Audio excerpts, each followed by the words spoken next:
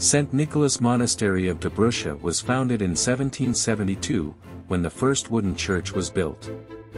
Almost 2 centuries later, in 1939, a stone temple will be erected in its place. In 1847, the Church of the Transfiguration of the Lord was built, used as a winter chapel. After 1918, part of the monastic property was secularized, but Dobrusha remains one of the richest monasteries of Moldova.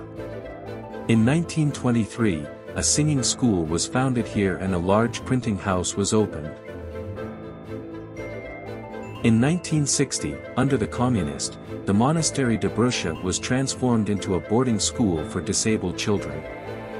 The winter church was turned into a club, and the summer church was turned into a canteen, then into a grocery store. The monastery cemetery was razed to the ground, crosses were removed from the graves, and a stadium was built on this site. The auxiliary school operated until 1994, when the believers of the surrounding villages applied for the restoration of the monastery.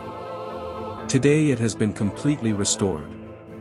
All services are held here according to the Orthodox calendar: silence, peace, and pacification reign. The monastery Dobrusha is located in a beautiful valley in the Soldanesh region, next to the village of Dobrusha. Distance from Chisinau, 125 kilometers.